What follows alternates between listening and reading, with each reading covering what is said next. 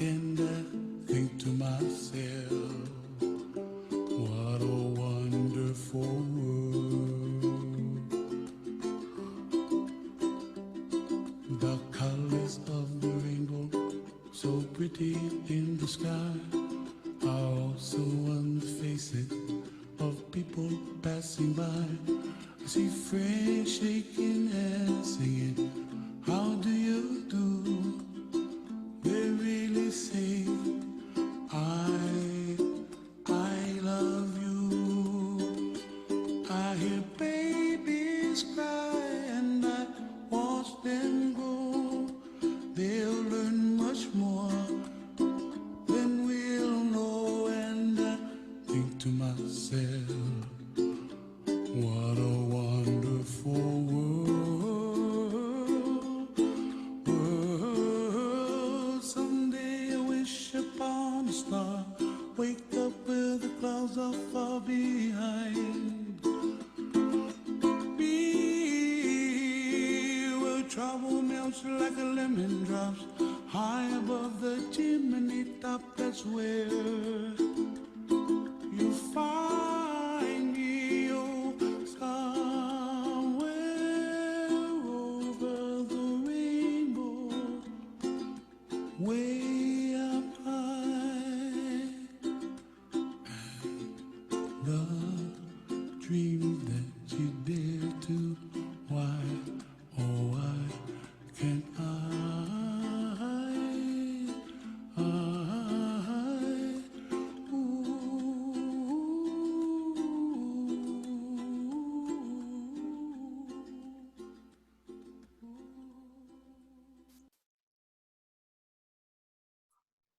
Okay, good morning. Thank you for joining us. My name is Carrie Niemeyer, and I'm the Director of Marketing and Sales for Wells Gray Tours.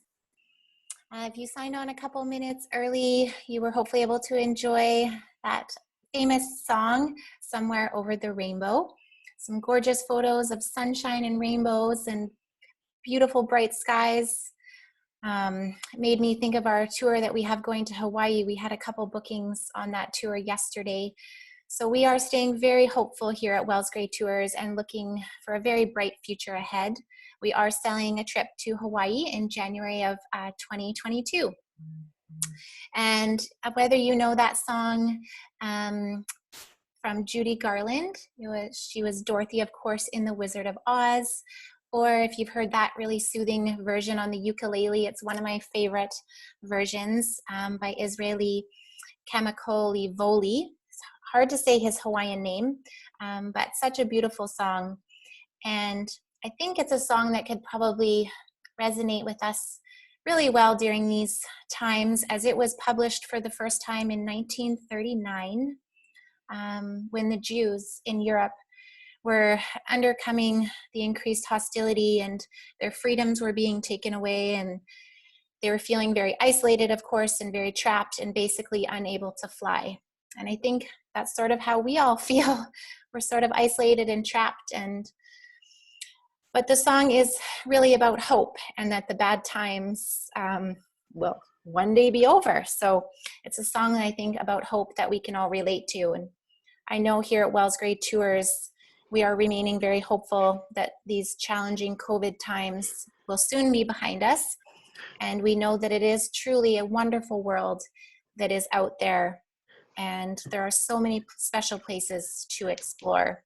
And we cannot wait to get back on the road, as I'm sure most of you can't either. So we thought in the meantime, since we still can't travel, we could talk all about travel. So today is a very special webinar, as we have all of our tour directors joining us this morning. They miss traveling so much, of course, and they miss all of you and miss seeing and interacting with you. So we thought this would be a fun way to share some stories about travel. And what we'll do is each one of them is going to share some fun and interesting facts about themselves or travel. And then at the very end, we can have some time to open it up for questions. Or if you're comfortable and you want to turn on your video camera, please go ahead and do that. We would love to see your beautiful smiling faces. We miss you all so much. So if you have a question, you can go ahead and put it in the chat box, or you can turn on your video camera at the very end of the presentation. So we'll get started. I have the pleasure, of course, introducing our president, owner, fearless leader, founder. He has so many titles, and he really has steered this ship in these uncertain times, and we're so proud to be working for him. But last but not least, of course, he is also a tour director and has been since the beginning of Wells Gray Tours. So it is my pleasure to introduce Roland Neve. Take it away, Roland. Thank you, Carrie, and good morning, everybody. So many people have signed up for our tour director gathering today. I thought I'd start with a bit of background. Some of you may not know the early history of Wells Gray Tours, but I was involved right from 1972. And so this is actually our 49th year that we've been running tours, starting in Wells Gray Park, and that's how we got our name. We today go to the park once or twice a year. Otherwise, we're going to places all over the world, and our wonderful group of tour directors are in charge of so many of those trips. In 1972, BC Hydro wanted to build 7 dams on the Clearwater River, which runs through Wells Gray Park.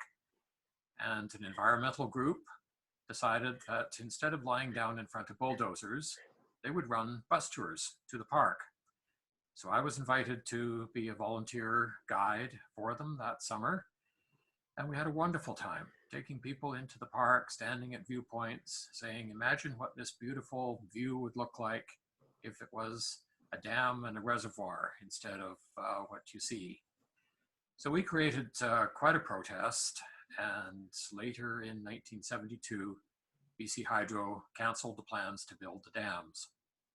We thought we were, of course, entirely responsible for that decision, but looking back on those years, I think it was probably more likely that the Mica Dam was almost finished, the Bennett Dam already was, and BC Hydro simply didn't need the power from the Clearwater River any longer. But that introduced me to being a tour director, and found that I really loved it. I was at university at that time, so Wells Gray Tours operated in the summers only from 1972 to 1975. And each summer, some friends in geography at Simon Fraser University would join me back here in Kamloops, and we would take people up to Wells Gray Park for one-day tours. Later, we went into 2-day trips, getting a bit more involved, and then 4-day tours even, until I graduated from SFU with a degree in geography and nobody offering me any job in geography. So I pivoted around and decided, well, the last 4 summers had been really fun, taking people into all these places around British Columbia. And so I really launched Wells Gray Tours as a business in the fall of 1975 and began taking people to even more ambitious places. September 1975, I took a group down to California. You wouldn't have wanted to be on that tour. It was a marathon. We went all the way down to Southern California, including the Oregon coast and the Redwoods, San Francisco, Yosemite, Death Valley, Reno, and up through Oregon. We did all that in 10 days. But those were the days before drivers had maximum hours regulations, and we could drive 500 miles in a day. Of course, I'm not sure what our customers thought about it, but they were enthusiastic enough that they kept signing up for more tours, and I kept on taking them on different routes all through Western Canada and Western USA. So that was the very beginnings of my career as a tour director. and certainly very memorable times because they were so carefree. Nowadays, it's a lot more complicated. So many things that go on in the background that you don't need to worry about, and that's why you're booking a holiday with us, so that we look after all those details. I know some of the tour directors have had questions saying, do you book all these restaurants for us, or do you phone these attractions ahead of time? And no, they would phone to reconfirm, but that's all done by our planning staff and operations staff in the Kamloops office, so that everything is set up in advance. The tour director still has a huge role to play, and I think the sign of a very successful tour director is that you don't realize everything that is going on in the background, paddling furiously underneath the water and looking very calm and unruffled on the surface. So I think all the tour directors have got very good at looking unruffled on the surface when they're maybe very busy on their cell phone, just making sure that the next stop is going to go very smoothly for you. So that's in essence the role of the tour director, is to see that everything runs very smoothly, that you have a terrific holiday and you don't have anything to worry about. But there's certainly a lot of detail in the background.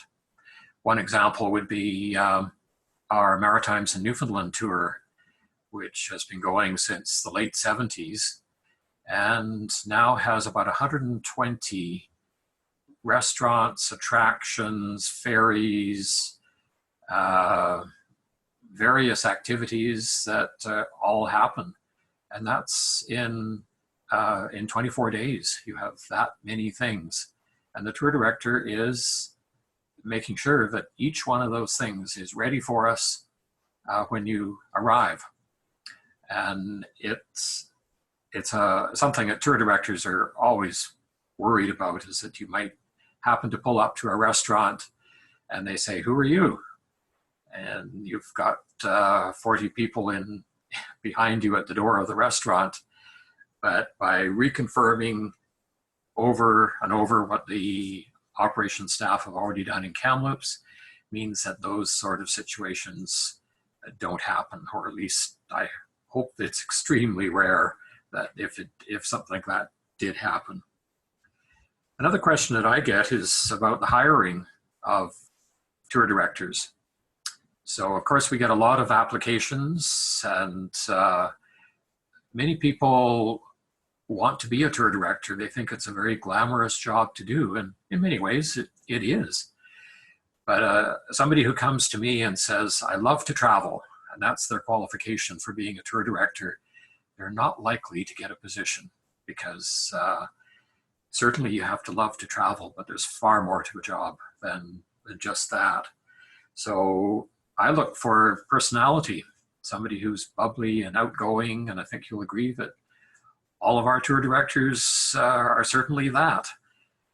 And you have to have a knowledge of all the things that we're going to see, so that you can certainly research these things in advance, and all the tour directors will carry notes with them, because you can't remember everything that you're going to be seeing and talking about in the course of a tour. But having a general knowledge of geography and history and flora and fauna certainly makes the commentary much easier.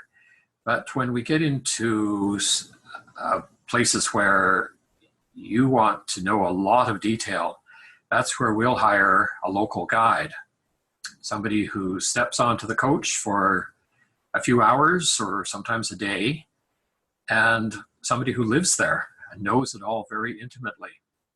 Then that person takes over the role of the commentary and telling you all about their city or their region that you're visiting. So our tour director doesn't need to know all of that. It's something we do very, very frequently, having a local guide do all that interpretation. And a third qualification for being a tour director is that you are completely comfortable standing up in front of 40 or so people. Of course, some of our groups have only 15 people on them, but the maximum nowadays would be about 46, because coaches are smaller in seating capacity nowadays. They're still the same length, which means that everybody gets a bit more legroom. But 52 is the typical maximum of a coach. So we always have a few empty seats, and so 46 is typically the maximum once we can get to that, back to that limit after COVID. So those are the three things that I would look for in a tour director. But then there's a rigorous training program needed. We don't just put somebody onto a coach and say,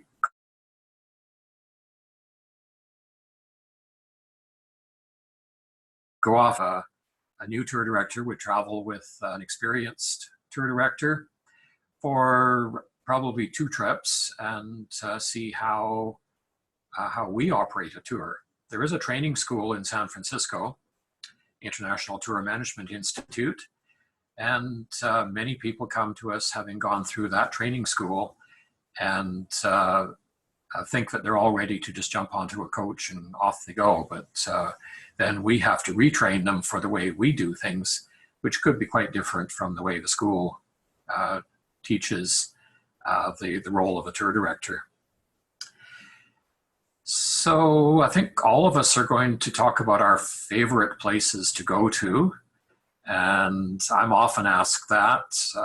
And other than Wellsgrave Park, or so many places in beautiful British Columbia, but outside of Canada, my favorite place to visit is Iceland.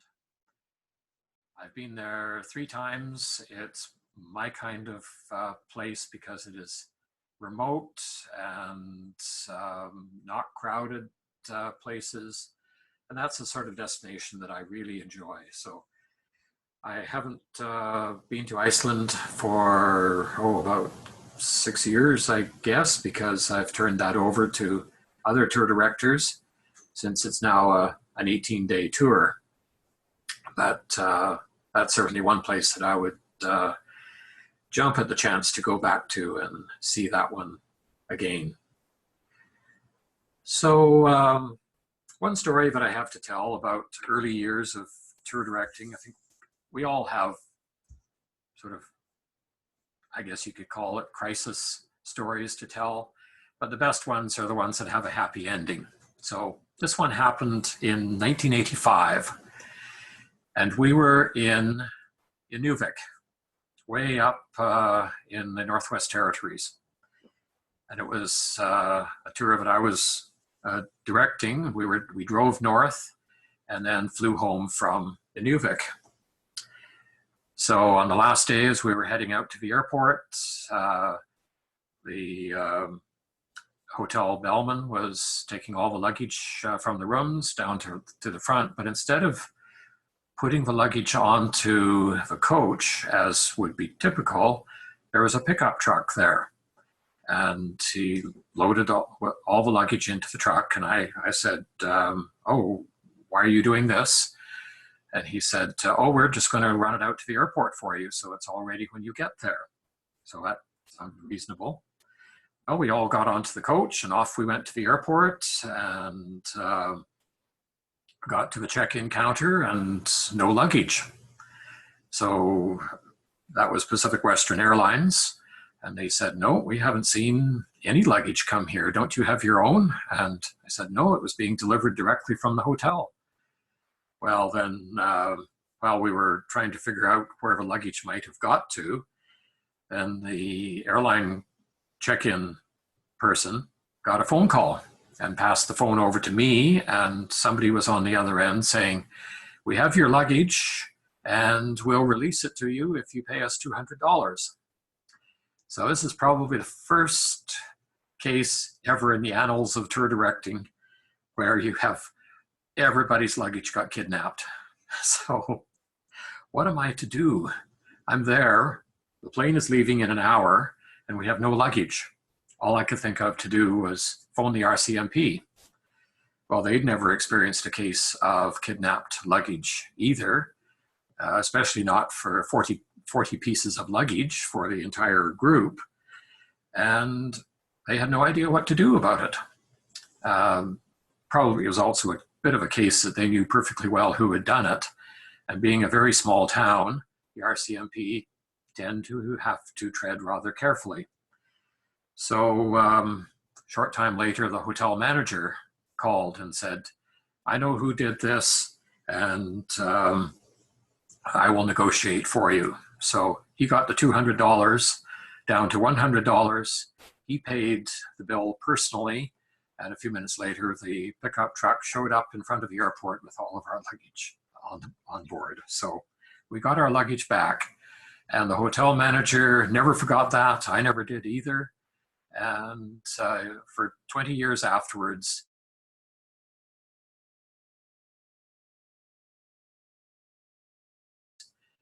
so there's one story about what a tour director might run into, and I hope none of you 5 ever have a situation like that come up. Okay, back to you, Carrie.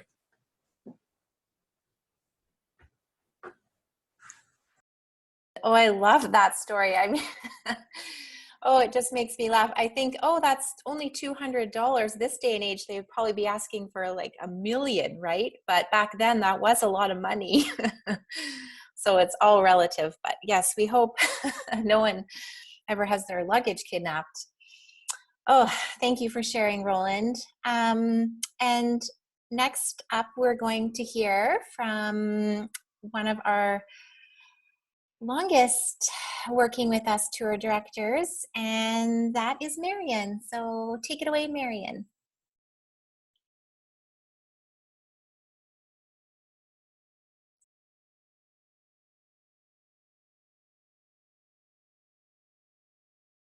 Well, thanks so much, Carrie, and I am just so delighted to be with everybody today. It's been a tough time not being on the road and not seeing all of you. So thank you, Carrie, for organizing this. What a great way to be in contact just a little bit. So I often get asked, how did you get into being a tour director? I was a teacher and a very active teacher. I was a coach of 2 different teams. I did all sorts of volunteer work within the school. And I think looking back now, I think the word would be burnout. I think I was getting burned out as I was kind of looking, well, I can't do this until I retire. I will be an old, bitter teacher and didn't want to do that. So I was kind of going, well, what do I want to be when I grow up? And I looked at, it was UCC at the time, I was looking through the brochures going, oh, I could be that, I could try that. And then there was a tour coordinator program. And I'm an educator, so I really believe that what I'm going to do, I should be educated in. And so I thought, yeah, they've got this course. And my sister was my sounding board. And she says, yes, Marion, perfect, do it. So I took the 8-month course of tour coordinator program. Now that was 2001 that I started that. And we all remember 9/11, so the next year tourism kind of took a huge dive. But I did get a job when the course was over, and that was, I speak German. It was a company very small company bringing German people over to our beautiful province, including Alberta, the Rockies. And so I did that for the first year. Now, while I was taking my course, we were asked, come up with a plan, a career plan. So my career plan was to work for a company called John View, which is the biggest incoming tour company that is Canadian. And so I thought, I want to work for John View. I want to work for John View for 5 years, and then I want to work for Wellsbury Tours and be local. So I did end up getting a job after the tourism industry kind of revived again, got a job with John View. 5 years later, I'm kind of really liking this job with John View. I'm German guests, British guests coming from and coming to see our beautiful country. So I think it was about 7, 8 years. I went, oh, it's hard to get in with Wells Grade Tours. I better start applying. And so about every 3, 4 months, I sent my application. And I think after the 3rd or 4th time, I did get an interview and I got the job. So my career plan kind of worked out, which was pretty special. I find it's a really good fit with Wells Gray. I love the tours they put out. I love the people that take the tours they put out. I really enjoy my colleagues, the ones on the road and in the office. I think we make a fabulous team. And since being with Wells Gray, I have been all over the world. I started tour directing in 2002, started with Wells Gray in 2011. My training tour was with Patty, those of you that remember Patty, and it was at Leavenworth Lighting. And my first solo was that Christmas, going to Christmas in Victoria.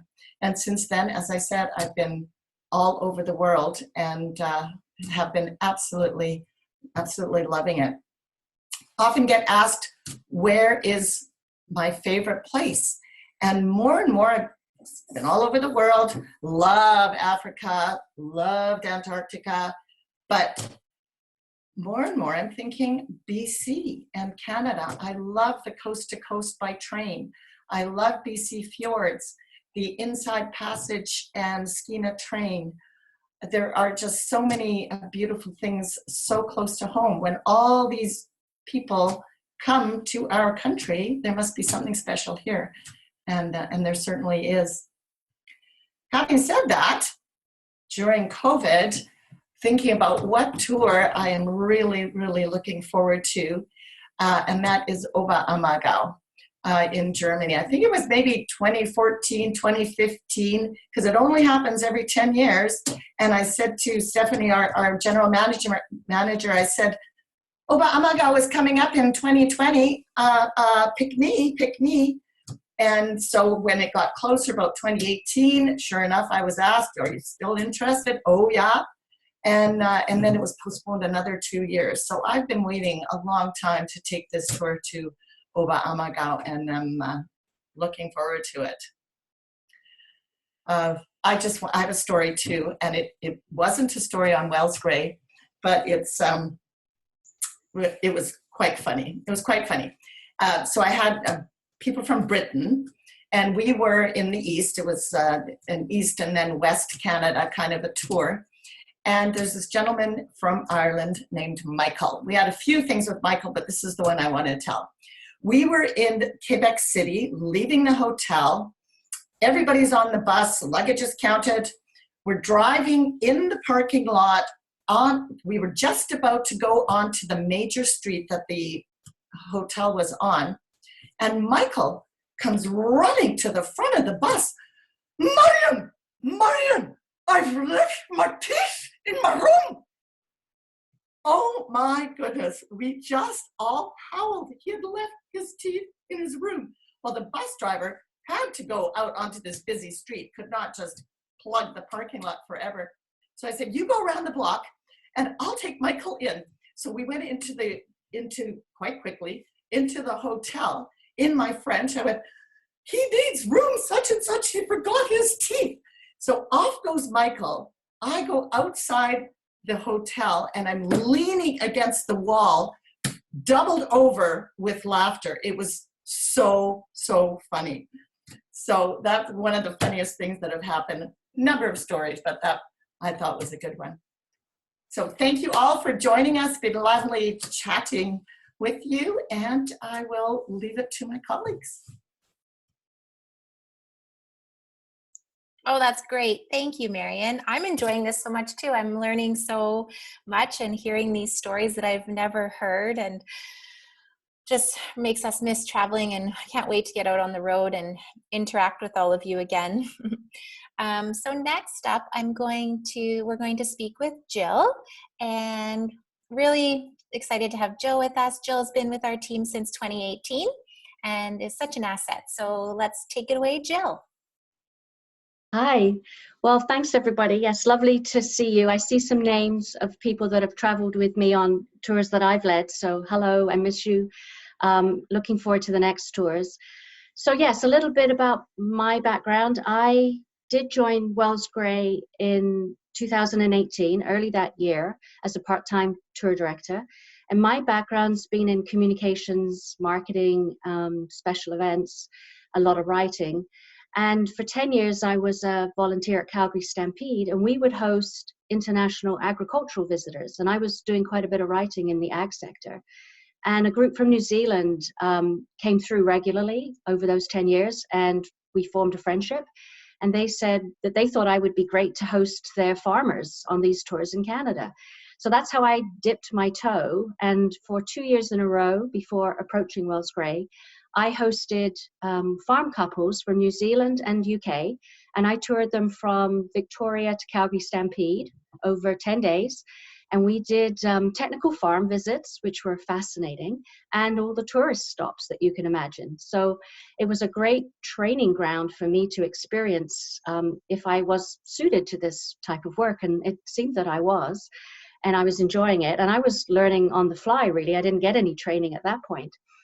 So then I approached Wells Gray, and a bit like Marion, it took a while to get invited for an interview, but I was excited when I did, and got interviewed by Roland and Marion, and was thrilled to be hired. And my two first training trips were theatre tours to the coast, which I really enjoyed. I think I went with Laura and Ina. And Roland put me on Ireland for my first trip. So that was a perfect fit for me, because you could probably tell I grew up in the UK. My mum was still there for many years, and so for 16 years, I was in England twice a year, and also going to Europe for tours or to holidays myself. So Ireland I'd visited a lot, so it was a great fit. We had a local guide, and that was my first foray onto the road, and went really well. If you've not been to Ireland, I highly recommend it. Absolutely beautiful, more shades of green than you've ever seen. That's really true. Wonderful people, history, nature. It's just a phenomenal tour. So my colleague Lisa, who's speaking today too, she's taking that next time for us, and I highly recommend it. Tours that have really made a difference or an impact on me, I have to say, in 2019, I took Tanzania 2. Marion took Tanzania 1. So we were kind of going out right behind each other. And I think that leads to saying that we're very collaborative and collegial as tour directors. So we share a lot of resources and support to each other. If someone is taking a tour that we've taken previously and we're not perhaps going the next time, we tell and share our experiences with our colleagues. And on the Tanzania one, Marion was out ahead of me, and it was wonderful because she and I were in touch, and she could give me heads up on some things that were unfolding as we went along. So that was absolutely amazing. Kerry had written about Tanzania in the marketing flat sheet and said that it was a life-changing experience. And I have to say that I feel the same way. It's just, it's so hard to explain. It was so moving. Our experiences on our wildlife safaris were beyond expectations. Our guides were incredibly talented and just wonderful human beings. And of course, in addition to the national parks that we visited, we went to an orphanage, a hospital, and a school, and took supplies and had these wonderful interactions. One thing in particular I remember, we were all just sort of, every day we couldn't believe what we experienced. And then one evening we went to Victoria Falls as part of the tour, and we were on the Zambezi River having a sunset dinner cruise, and we were up top.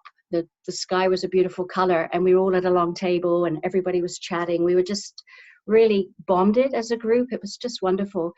And all of a sudden we see an elephant come down the side and start to go into the water. So the captain cuts the engine and the boat is silent, and we see this elephant coming into the river.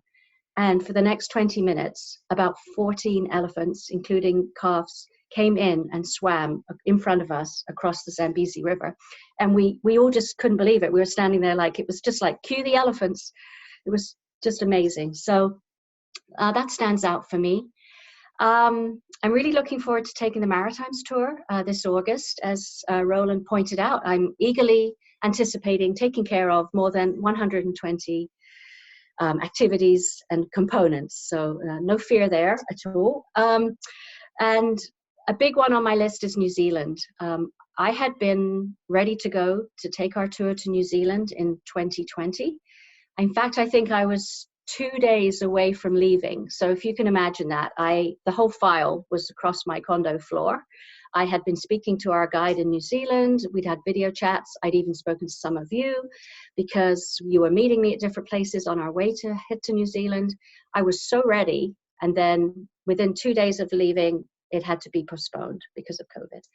So that was a huge disappointment, and I'm so looking forward to taking that in 2022. So hopefully some of you are joining me on that experience.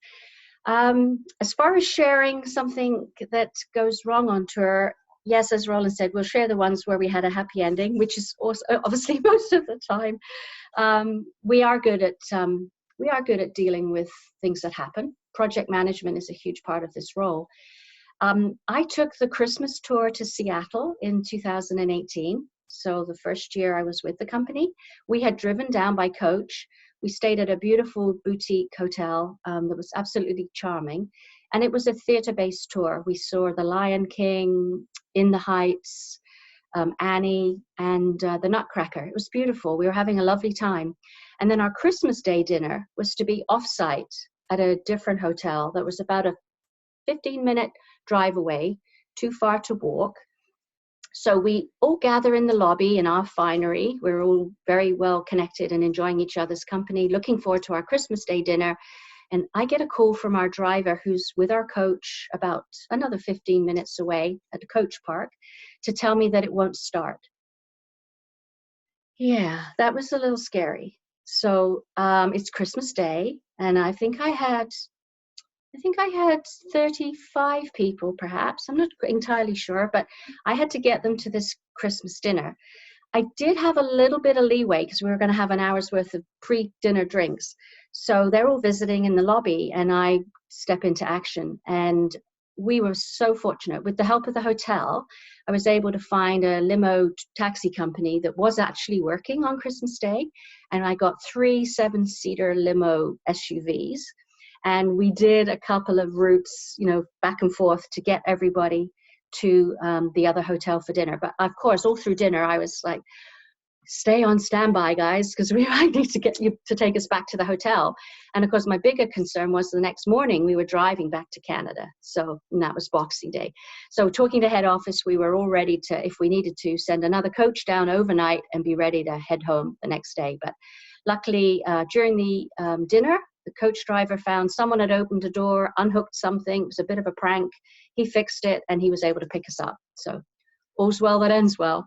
So that's those are my stories, and I just love my role with Wells Gray, and can't wait to see you all again and meet some new people. Oh, thank you, Jill. I got emotional just listening to you, especially, of course, about Tanzania. It is true, some of these destinations we go to, they just stay with us, or we leave part of ourselves there, and the people we meet or the animals we encounter. I know I cried at every single animal I saw in Africa. And the guide kept saying, you can't say that the elephants are your favorite and cry, and then giraffes are your favorite, and rhinos, they can't all be your favorites. But I love them all so much, and there's just so many special places out there for us to visit. So thank you, Jill, for being here and sharing that with us.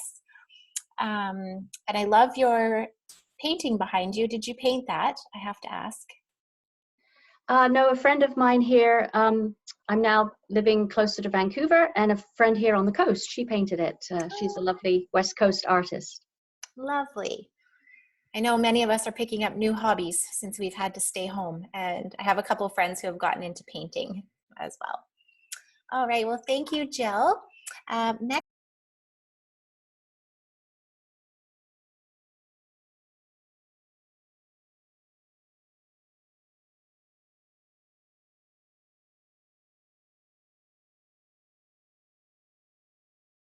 Sorry, I was muted.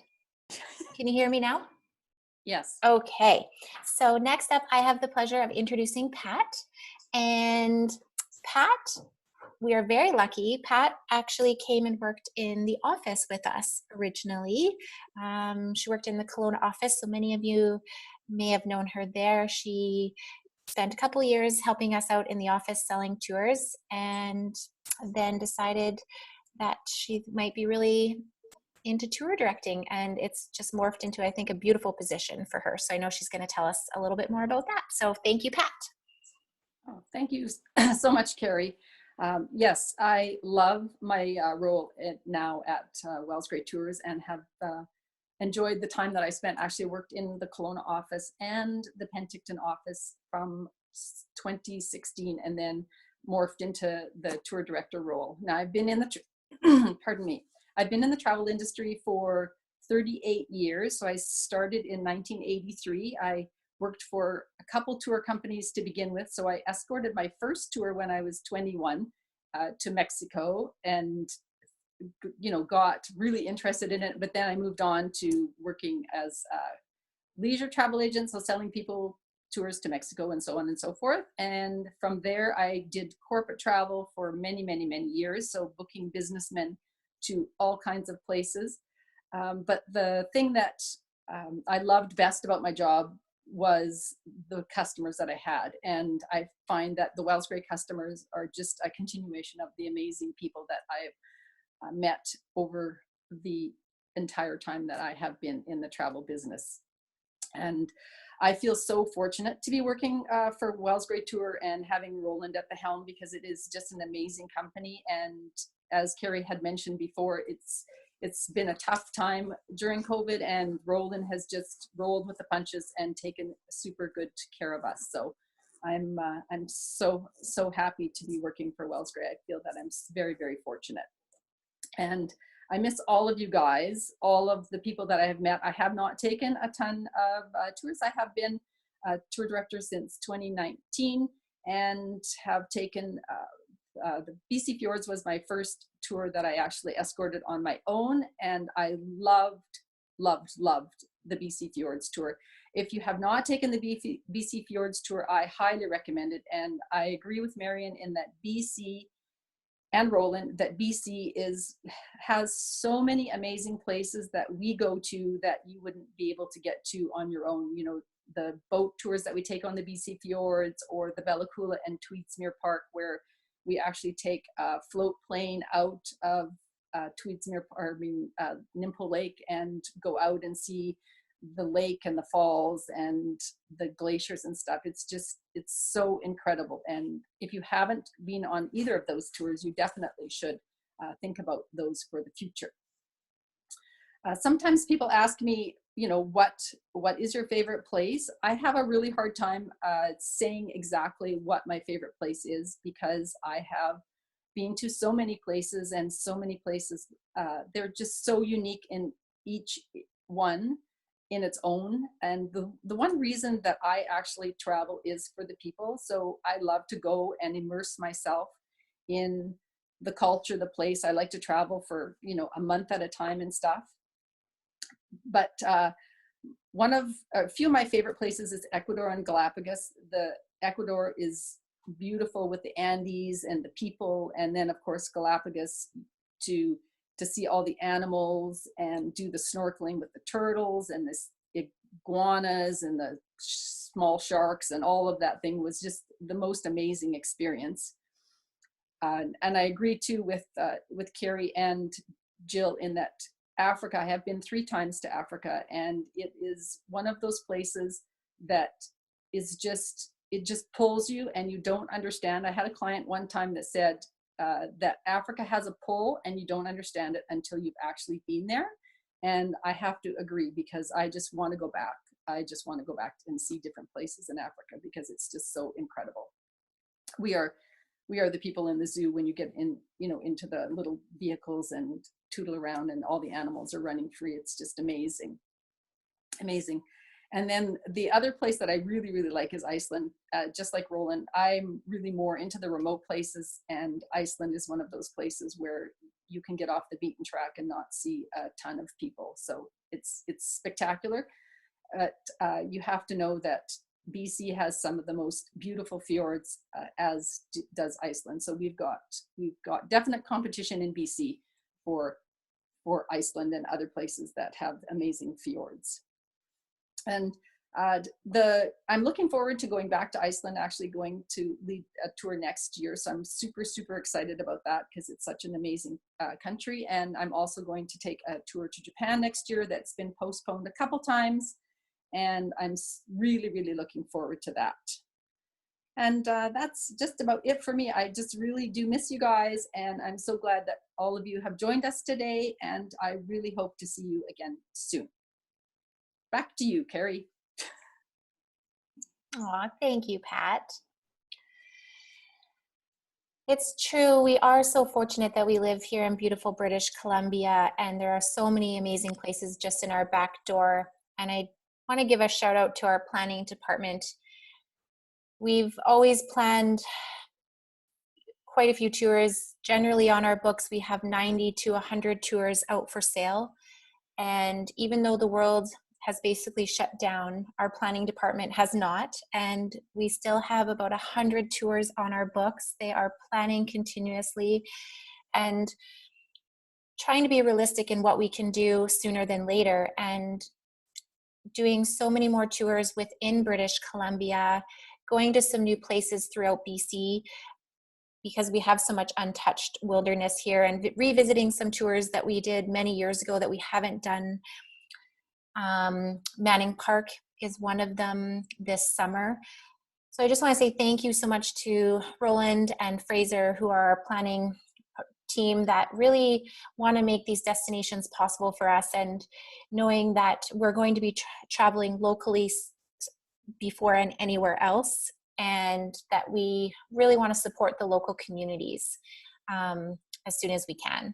So that's great. So I'm so glad we're talking so much about British Columbia today, as well as all these amazing international destinations in the future.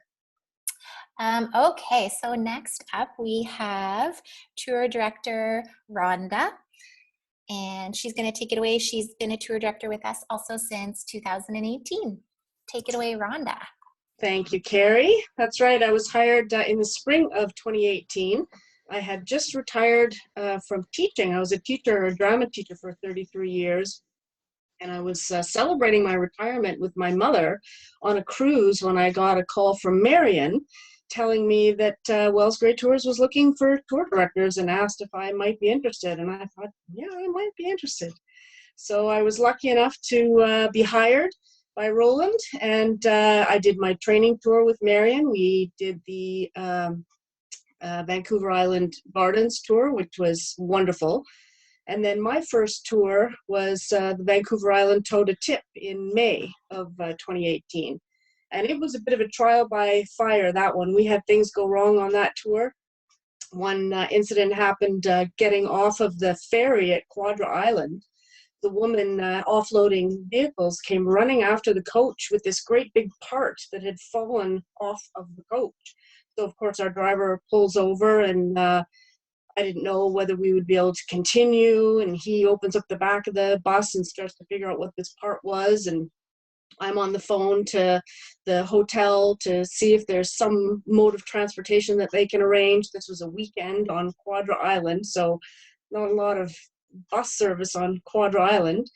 But fortunately, what it turned out to be was an air conditioning belt part that we didn't need to function. So we were able to enjoy our time on Quadra Island and make our way up island. And I think it was in Port McNeill that the driver was able to have the part replaced. So we were okay for the trip.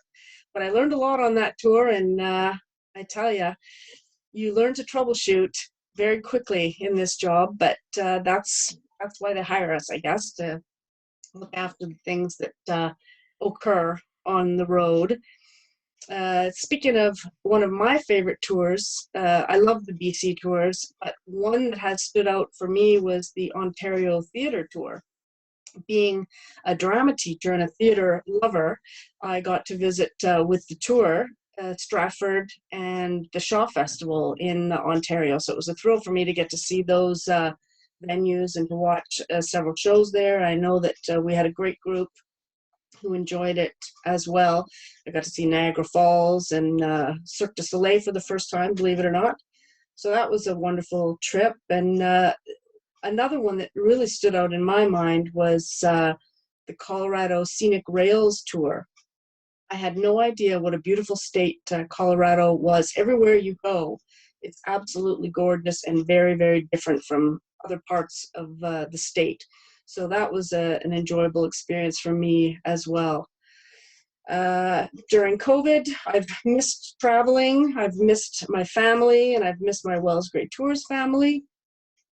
I've done a lot of puzzles, read a lot of books, did a lot of skiing in the winter, but I am looking forward to traveling again. And the place I look most forward to returning to is my favorite city in the world, which is New York City. Hopefully Broadway will be back. I don't know how it's going to work when it comes back, but hopefully I'll get the chance to visit again soon. So I'm grateful for my experiences with Wells Great Tours. I'm very thankful that Roland hired me. I'm thankful for Marion for putting the word in for me. And I look forward to seeing all of the passengers again, hopefully in the near future. So thank you, and stay healthy, stay well, everybody, and looking forward to seeing you soon. Awesome. Thank you, Rhonda. We're so thankful to have you on our team as well. And I love your background. Can you tell us about these pictures behind you? I feel, are they drama related? Absolutely. They're some of the productions that I directed as a drama teacher at what was once known as Kamloops Secondary School, now South Kamloops Secondary School. I think I did 28 shows in the 33 years, and those are just some of the posters from those plays. I'm very proud of all of them. So that's what you're looking at. Gosh, oh, that's so cool. Thanks for asking. Yeah, no, that's really, really neat. What an accomplishment. Thank you. Very, very cool. We had a meeting yesterday. We're part of the National Tourism Association. Roland has been one of the longest standing members, I believe, of NTA, which is the National Tourism Association. And we had our virtual first meeting of our conference yesterday, and lots of talk about New York and Broadway and these kind of venues and how they're going to work moving forward. New York, actually, the state has already put a digital passport in place for stadiums, and they have seating sections for people who have been vaccinated. So they're definitely moving very quickly forward for that. There is a lot of questions about Broadway, of course, because the venues are quite small, and for them to really realistically run, they need to be at 100% capacity. But people miss Broadway, and you know, they're doing a lot of work behind the scenes to get that up and running again, and so it can be safe for everyone involved. And I mean, I've never been to New York City. It's on my bucket list, and seeing a Broadway is definitely on my bucket list. So thank you for sharing that this morning. Now, next, last, of course, but definitely not least, she's actually, I think, the first tour director, other than Roland, of course, but Lisa started with Wells Great Tours, I believe, in 2010, and started working on our Victoria office when the Victoria office first opened, and worked part-time for many years helping out in the office and then also on the road. So it is my pleasure this morning to introduce Lisa.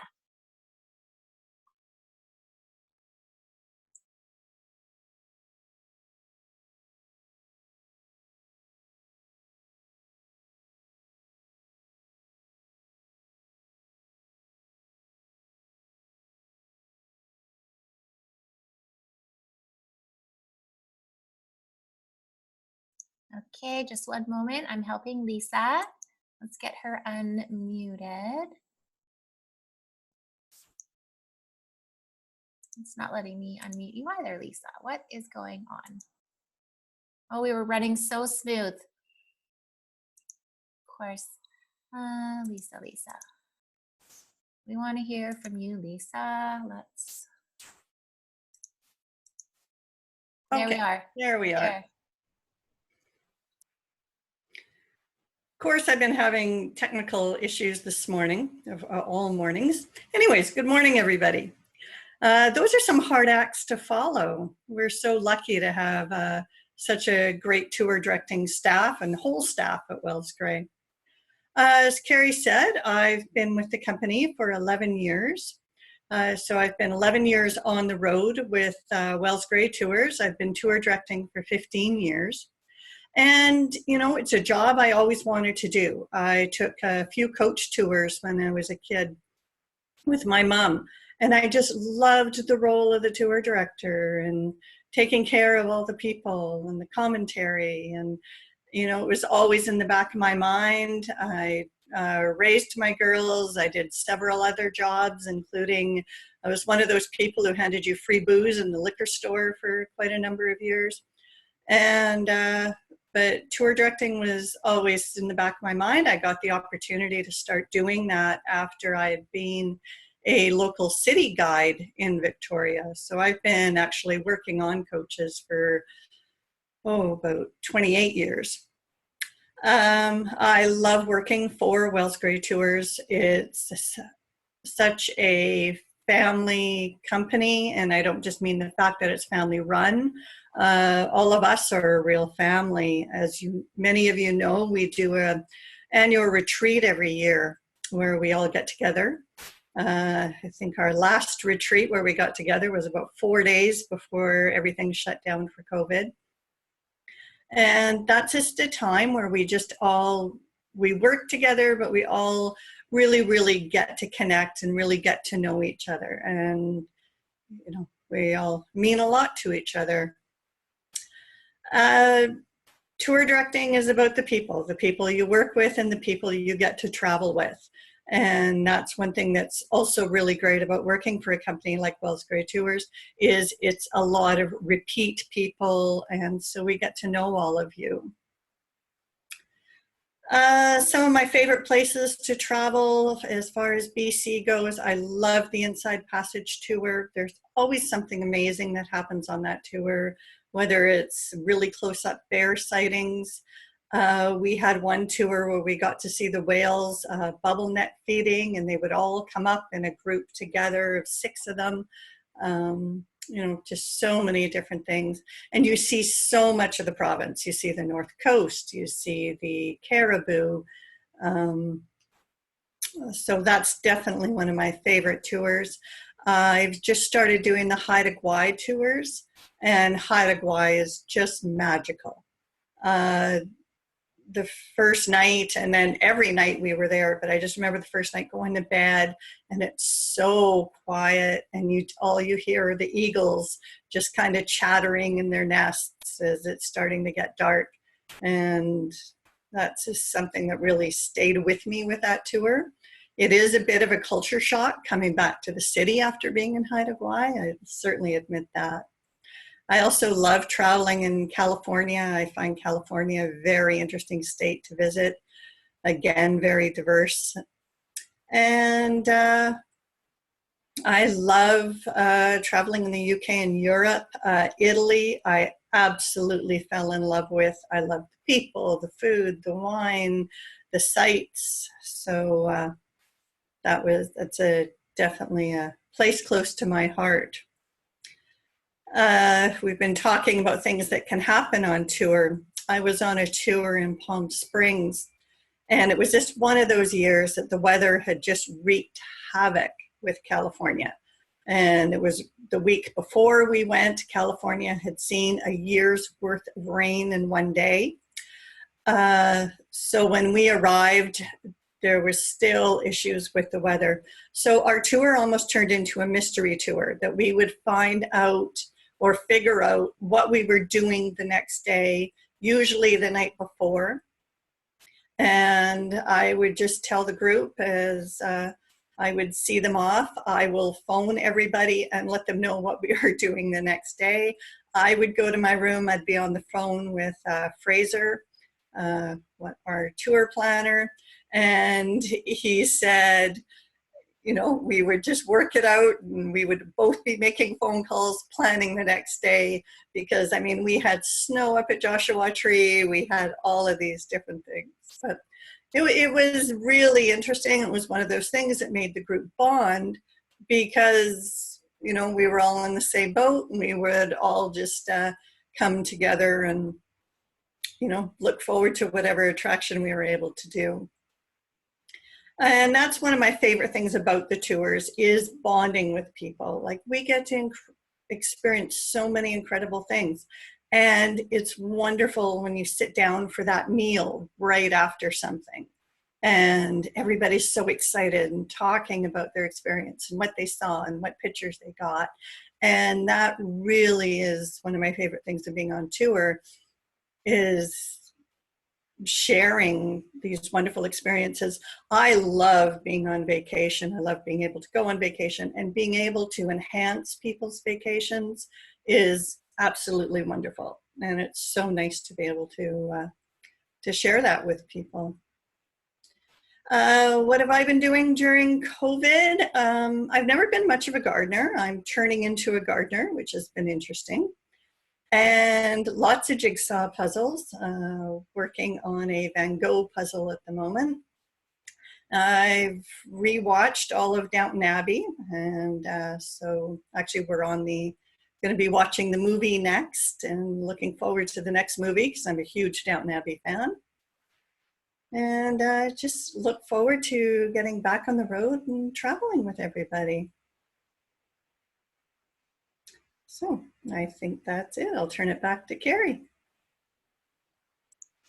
Thank you, Lisa. Oh, we have such a nice, diverse team, and I've just loved hearing from all of you this morning. I've learned so much about, even more about all of you, and I've learned that I think I do not want to become a tour director.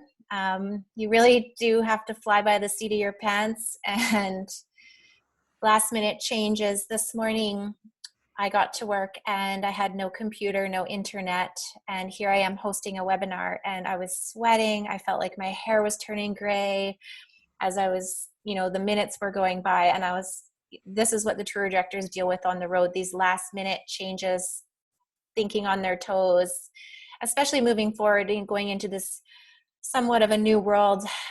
Some small attractions might not be open, or restaurants may not be able to host us, and these tour directors have to quickly reorganize itineraries to make the best things happen. So I think I'm very comfortable here in my office in my warm, comfortable leather chair and my coffee, but I think that's why we appreciate our tour directors so much, and everything that they do for us out on the road, and all the work that they take care of behind the scenes. And I know they love taking care of all of you. So I just want to say thank you to all of them, and thank you to all of you, our audience out there, joining us to learn a little bit more about what we've been up to and what we're looking forward to. Definitely some amazing destinations to explore. And I would like to open it up now for some questions. I know we're just at 11 o'clock, so we've had a few people message in saying that they had to leave. So if you do have to sign off, no problem. We are recording this session this morning, and I will email it out to everyone. But I would like to open it up if you would like now to turn on your camera and say hello, or put a question in the chat box. We'd love to hear from any of you. So, and I'm not sure, we might have a special guest in our audience. Roland's daughter, Heather Neve, was going to try and join us all the way from Denmark, and I believe she's with us. So if she is and she wants to say hello. Yes, let's see if we can get Heather's picture up. For those of you who don't know, she's a research scientist at the University of Aarhus in Denmark, and she's there for the next 2 years. Hopefully after that, she'll come back to Canada and be a bit closer to us. Yeah, well, hello everyone. Yeah, I've actually just moved to Denmark 2 weeks ago from New Zealand. And interesting that, Jill, that you were talking about New Zealand, because I was just remembering that during the talk that the New Zealand tour was supposed to come while I was there, and I was supposed to meet the tour and go to a goat farm and talk that, because my job is with dairy cattle and dairy goats to understand behavior and welfare. And so I was supposed to meet the group, and and meet Jill in person. So yeah, I guess that was a little while ago now, and yeah, I guess hopefully you'll be able to go to New Zealand. It's such a beautiful country. And yeah, so I spent, yeah, I guess when I learned I was coming to Denmark, I kind of frantically made my bucket list and the things I wanted to get done and travel to. Because as you might know, New Zealand doesn't have COVID, or we've had zero transmission there in the last couple of months, so everything was pretty free, so we were able to travel as we wanted. So yeah, and then now I've made the trip across across the world to Denmark, and now I'm here starting at the university. And yeah, I mean, well, Denmark's very different from New Zealand, but yeah, maybe I'll plan a Scandinavia tour and I can meet you here. So yeah. Awesome. Thanks, Heather. It's so nice to see you. And yes, we're sad you won't be there to meet our group next year in New Zealand, but I have a feeling Roland and Fraser might be planning a trip to Denmark if you're there. Yeah, well, hopefully you'll be able to get to New Zealand soon, but I don't know, that border is pretty tight. So hopefully you'll make it there sometime. Yeah, they definitely did a good job locking down originally and capturing the number of cases and then being able to reopen. So hopefully we're going to get there. We're working on it here in British Columbia. We're just a little bit slower than maybe the rest of the world, but we're working on it. So thanks, Heather. Yeah. And I'm not sure, was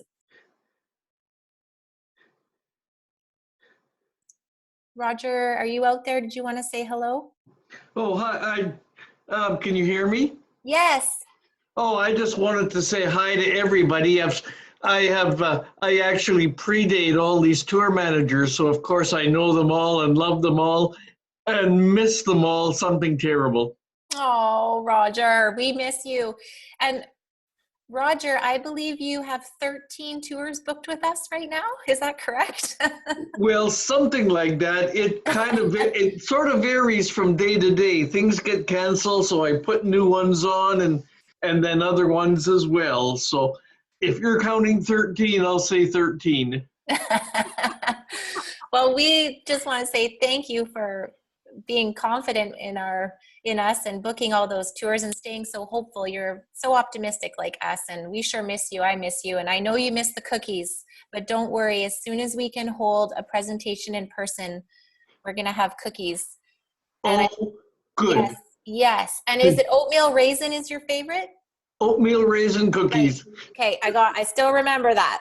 I got it. Okay. Very good. Thank you. Thanks, Roger.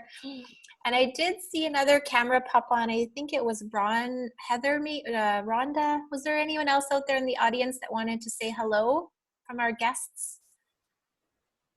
If you know how to turn on your camera, please go ahead. Or put in the chat and I'll turn your camera on for you. We have Joy joining Joy? us with video. Oh, great. Hi there. Hi, Joy. Wonderful to see all the tour directors. I miss them all. Yay. Wonderful show. Thank you. Thank you. Are you doing laundry at the same time? No, that's just Thursdays. Okay. I miss your smiling face, Joy. We'll see you soon. Yes, we will see you soon. Yeah, okay. Stay tuned. As soon as we can open up our offices again, we will, and then at least the customers can come in and we can have distance hugs and good. chats. Yeah. Anyone else, Stephanie, out there? A couple of people had to sign off, but they just said, thank you, wonderful presentation. One lady is asking how many seats are left on the upcoming Iceland trip. Let me have a peek here. I could maybe tell you that. We did have another question earlier this morning from Lorraine, and she is asking if a vaccination will be required to travel with Wells Gray. And I'll maybe let Roland speak to this, but at this current time, we aren't going to be mandating anything, and we are going to be following sort of provincial and federal guidelines, and we'll be following suit. Would you like to add any more on that, Roland? Well, that is out of our control because it depends on what our suppliers are requiring. So if airlines require proof of vaccination, then we have to pass that message on to you. So then before you can book the tour, you would have to show us proof of vaccination. There's a few hotels that have rules like that, and a few, and cruise lines are probably heading that way. So it's probably a good idea to just count on that vaccination will be required. We're seeing some of this happening already in the States. We had a NTA meeting yesterday and another one next week. And that's certainly one of the topics that's being discussed quite a lot, is how to get tours back on the road and how to keep everybody safe. So some of those tour operators in the States are already running tours because they don't have the restrictions that we have. And they're generally saying you have to be vaccinated. I just heard Adrian Dix on the news this morning, and he was saying that BC is on track to have everybody vaccinated by the end of June. So that's excellent news. Of course, that's the first dose, which gives you about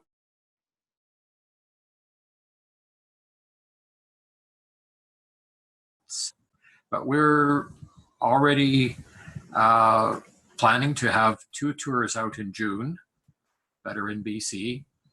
One out of Victoria to the BC fjords, and the Wells Grey Park tour for the interior. And then a lot of tours in July and August.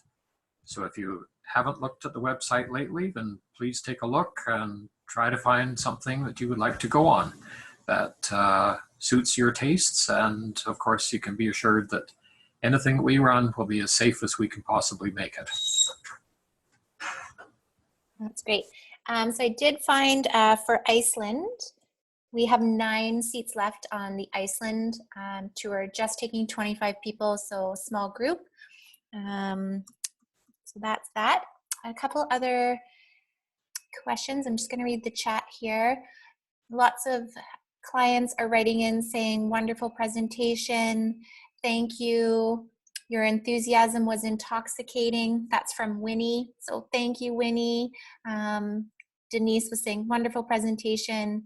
This webinar was such a good idea. And from Joy, she said it was a pleasure to meet the tour directors and hear their insights. She's enjoyed many tours with Wells Grey, and she promotes our company whenever she can. Thank you, Joy. Word of mouth is so important, works so much in our favor, and we do want to reward you. So if you do refer a friend and they've never traveled with us, we do offer you a discount and them a discount when they book a tour. So keep that in mind. And she's saying that our persistence to carry on is very commendable. So that's really nice. That's coming from Joy Thompson in Penticton. So thank you for that. And we've got, oh, maybe another one coming in.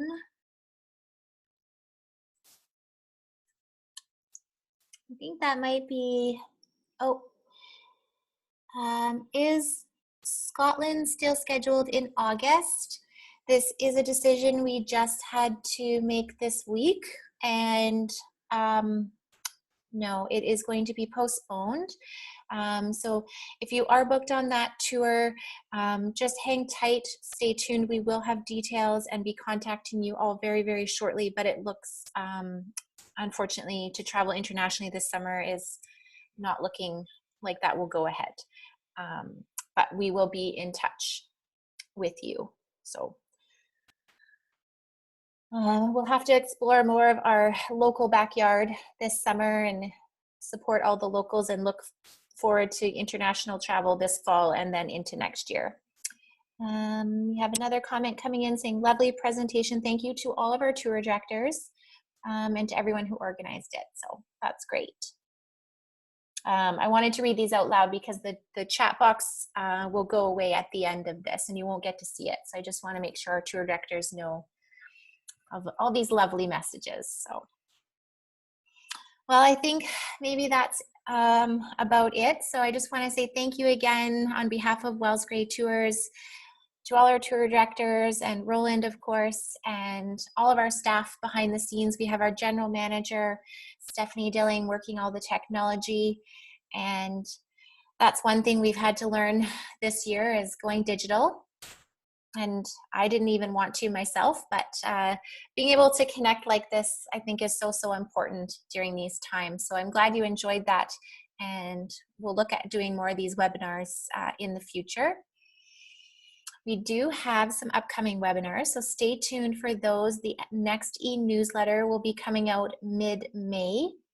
And in that e-newsletter, we'll talk about a couple other webinars coming up, which will be Bella Coola and Fraser River Source to Mouth, and also a Victoria-only trip, which is the South Thompson Inn, which is a tour going to Kamloops. So lots of exciting stuff coming up. So stay tuned, and we love you all and we miss you, and we hope we can see you soon. So any last words, anyone, our tour directors? I can unmute you. Okay. Just say goodbye.